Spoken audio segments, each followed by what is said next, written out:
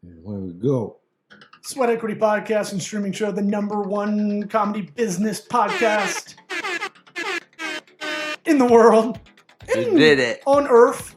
Yeah. Listen to us on iTunes, Apple Podcasts, Spotify, Google Podcasts, Amazon Music, all the places you listen. And if you like this, share it with a friend, loved one, whoever. Please. Just might as well, right? Yeah. We're really mailing it in. We're Big time. I'm sorry.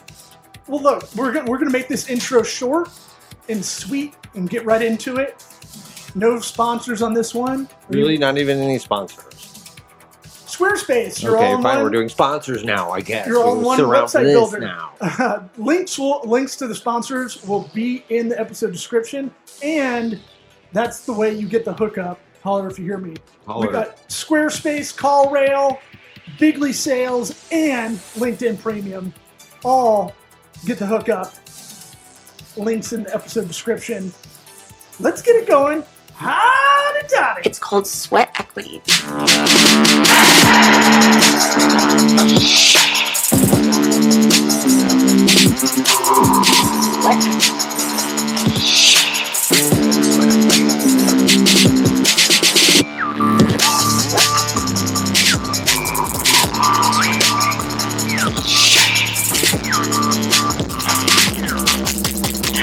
Listening to the Sweat Equity Podcast. I thought we were going into Okay, yeah. Let's go. Yeah, so this is more of a peace offering. We had some scheduling snafus this week, and sometimes that happens. Yeah. Oh, I hit a button. My bad. Okay, go. Keep going. We're talking. My bad. Don't just ignore me. I didn't know what was going on. I was just making sure we weren't just talking to nothing. We're not. We're talking to each other at least, right? Yeah. Am I a nothing? No. That's like my mom with the hearing aids when I came over, and she's like, why would I have my hearing aids in if no one's here? And I'm like, Right. Mom, I'm here. Why the AIDS, you know? Why AIDS? Exactly. Everyone's got AIDS. We want to do a small peace offering since we didn't have an episode this week, and we're going to be a little bit later next week on having one. Yeah. And this is me being a dork on an interview, a LinkedIn Live. I have not heard it, by the way. It's by the fractional CMO agency I'm with called Grow Powerful. And this was their pilot episode.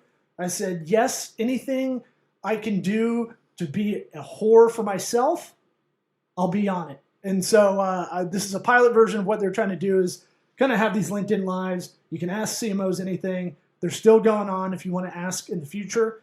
But it's about go-to-market product companies. Do you have any highlights? Can you just give me the highlights? I mean, I fucking crushed it. That's not highlights. That's just you saying that. I'll tell you one thing. It's really hard to be funny in these kind of scenarios, you know? And I really tried to not be like, you know, you want to make it interesting, but at the same time, you don't want to like... your jokes have to be very broad. Well, you don't want to invalidate yourself, you know? Right. And so it's kind of that thing of like... Can't be too funny. Well, I already know what I look like if you're coming into it. Right. You invalidate yourself. Right. With so your whole look. Well, yeah. So you have to make sense. So I entered. I got my inner. What am I thinking of? Tube? I don't know. I tried to echo smarter people and what would they say, and just try to follow suit. Echo. I don't know. I don't know. What were you trying to think of? I don't know. We're doing this. We can't move on from this. I got to figure it out. My inner. Your inner voice. I don't know. That doesn't it sound was right. either enter with an en or an in, but I don't know where I was. My Interstellar. Oh, okay. Yeah. It's a good movie. A great movie. The best movie. My favorite movie. Mm-hmm. So this will be it's 20 minutes long, which is good. And hopefully it's a peace offering. Is it a good 20 minutes? I mean, if you really want to learn stuff. You didn't have any moments? I don't, I'm not saying I don't want to watch it or hear it or listen to it or watch it. I definitely had a question about sales versus marketing teams. How do you get them together? And it's like, I channeled like dance fighting. My Dean at Acres is what I did. Yeah? What'd you say? Well, sales teams, we're going to fight with marketing teams. Marketing teams are going to fight with sales teams. That's just how it is. It's always been that way. And you got to stop getting to point fingers. It's not that country. But also, is that helpful? Well, yeah, because That's just the way it's going to be. you have to unify them. That was the solution. Is basically you got to listen to it. Okay. You're not going to listen to it. I'm not.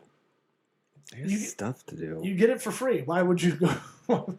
You get all this for free. I'm living it. Yeah. So, without further ado, we'll get right into it. Okay. All right. We are live. Welcome to the first of many go-to-market office hours. This is where if you are a CEO, a chief revenue officer, an investor, or even another chief marketing officer like ourselves, we answer the questions that you have about figuring out go-to-market opportunities, solving problems, thinking ahead, thinking behind, how to measure, how to do all the things go-to-market. Now, for this focus, for today's show, our goal is to talk about what you should be doing with your go-to-market motions, strategy, plan, and attack right now, because we're about to head into the second half of the game, folks. We're about to head into the second half of the year. And that means you've only got 6 months left, or probably less, to actually get your stuff done. We got summer vacations, that slows things down. We got the winter breaks, that slows things down. So you probably only have about 4.5 months of actually legitimate work to get things done. I have brought with me today, and we're going to have different people joining us each week or every other week as we do this. But today we have the guinea pigs of Grow. We have the amazing team of what we call ICMOs or interim CMOs here to join us.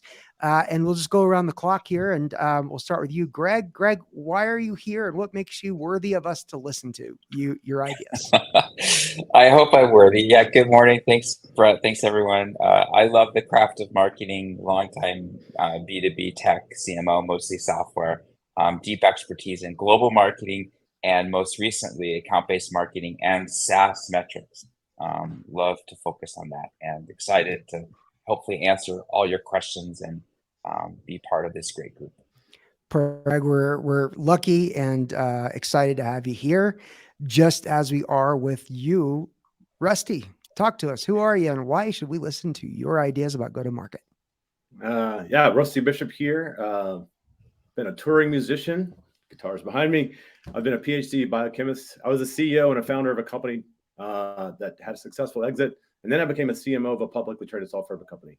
So that's the expertise that I bring to this call today. Is I've been in the CEO job. I've ran marketing at a publicly traded company and been successful with both. And I hope that I can help you answer your questions, because I think that CEOs like me, when I was doing the job, I struggled with marketing. I didn't know what to measure. I didn't know what to do. I didn't even know how to think about it. So I hope we can help you. Yep. Perfect. Okay. Well, thank you, Rusty. And then last but clearly not least, we've got Law Smith. Law, why are you here, and why should we listen to your insights? Well, that could be a very existential question, I guess. I'll save that for a different podcast that has more colors in the background, maybe. But yeah, I'm a fractional CMO. I have my own small B2B small business advisory meets agency. It's called Tokabaga. I'm the president of that. Moonlighting stand-up comedian for about 15 years. So that's a second career. But the day job pays the bills a lot better. And also the host of Sweat Equity Podcast, kind of a blend between the two worlds of entrepreneurship and comedy. And I love the puzzle of it. I love helping being part of businesses. You were here when we met, and I got you to here. And there's something very satisfying about that. I think I've improved over 1,000 businesses since like 2012. I was trying to count some stats out. I'm going to throw it back to you, Brett, because you did a great job putting a sense of urgency. That's how we know you're good at marketing. We got the rest of the year coming up. You threw that in there. I saw it. Yeah. So just for everybody to know, we are all a part of an organization called Grow Powerful. We are all interim and fractional chief marketing officers that are here to help solve problems. Most of it has to do with go-to-market motions. It might be new initiatives. It might be rewiring things, fixing things, whatever else. And when you think about needing to get your stuff together between now and the end of the year, there's never a better time to bring somebody in that knows what they're doing than now. So let's dive in. We've got our first question, and I'll put it up here on the screen. This is kind of fun. We're doing this for the first time and playing around with a lot of features. The first question is, with 6 months left, how should I prioritize my go-to-market spend? Who wants to take that one? I start. So the first thing I'd say is if you're an emerging brand and your goal is to show potential valuation and growth to investors, I would focus on demand gen at the top of the funnel. But if you have a revenue number you've committed to your board and investors, then clearly it's conversion. The difference would be content and outreach at the top of the funnel is more about awareness and the provocation of why you are relevant now, versus in the middle of the funnel where you need to drive conversion. You would want to have much more content focused on immersive things like a calculator or something that shows you the ROI or evidence or proof or case studies. So there would be two different kinds of approaches, from content to how you reach out and engage people. But it really depends on whether you need to show runway and valuation or whether you've got to hit a number, which require different things. Okay. I'll stop there. Who else has an idea around this 6 month time clock, the sense of urgency? I'll jump in. It depends on your sales cycle. I'll say that. I mean, if you got a 6 month sales cycle, you spent the money. So if you're a high velocity sales company, then you should be, obviously prioritizing top of the funnel, just like Greg said. If you have a 6 month sales cycle, for me, I like to think of this in terms of compounding assets versus assets that you're paying for in a linear fashion.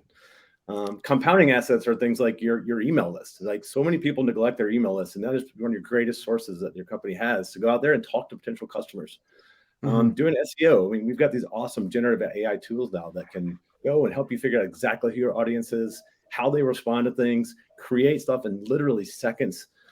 So I would be thinking about how to build those compounding assets that take me into the next year, about a 6 month sales cycle.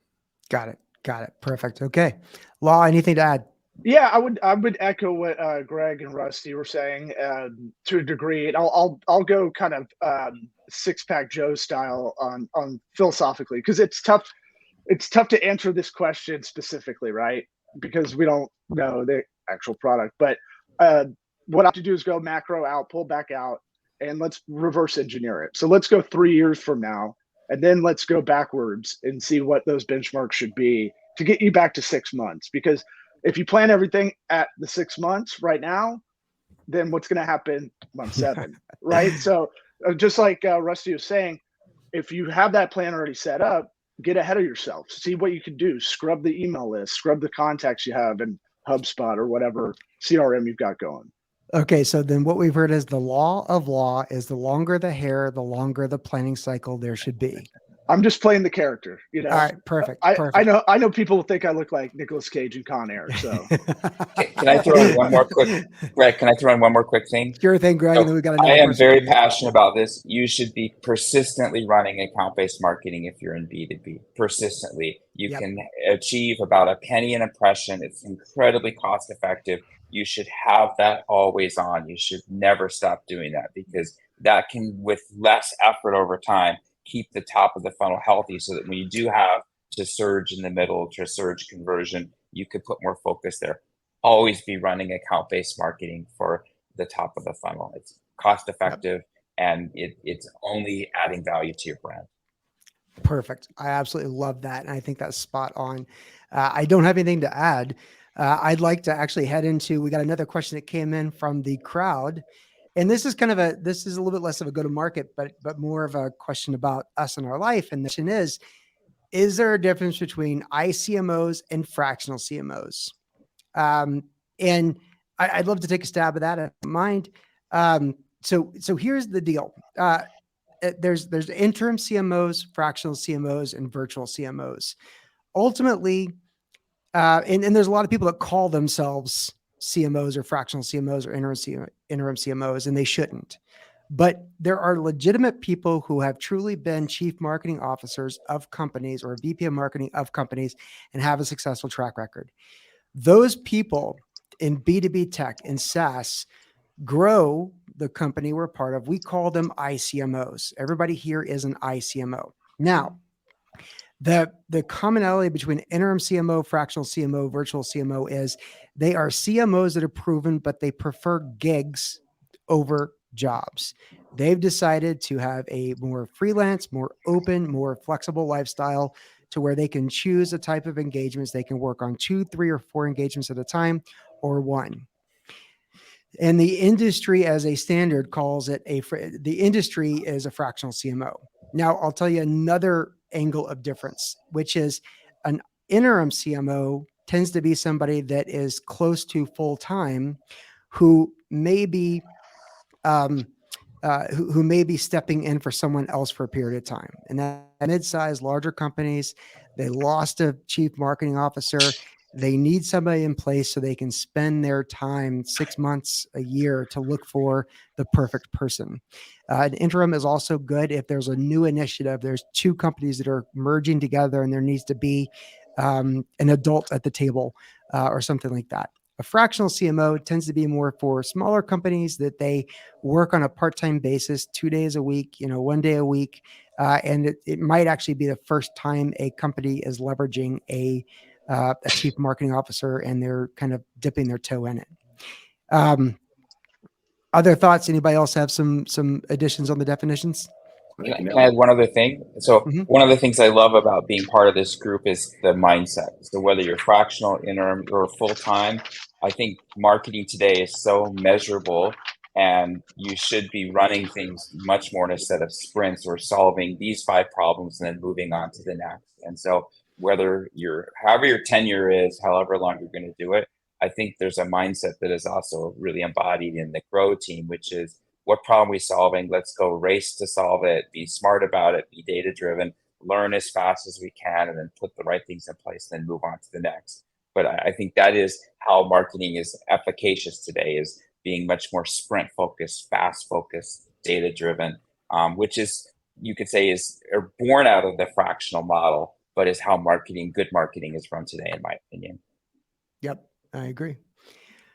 All right. Well, then let's keep diving deeper. One of the next questions we've got coming up, and again, this is the first time. We want to keep it fast. We want to keep it short. We want to make this 20 minutes or less. We've got about 8 minutes remaining. The next big question that comes up is, this is an interesting one. The question is, during the crunch time, do you usually see sales and marketing working closer together, or is there more of an infighting taking place?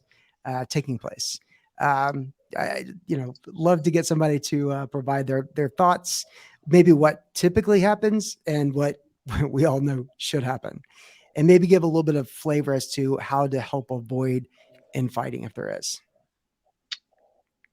I mean, yeah, painting with broad strokes, infighting takes place when it's crunch time between the 2 departments. It shouldn't. Your role as a CMO should be to bridge those gaps and have a loop so they and make it and kind of sell it on those departments that you guys need to help each other out. You make more money or career advancement by doing so, but by blaming the other, pointing fingers, it's don't be competitive, be cooperative. Yep.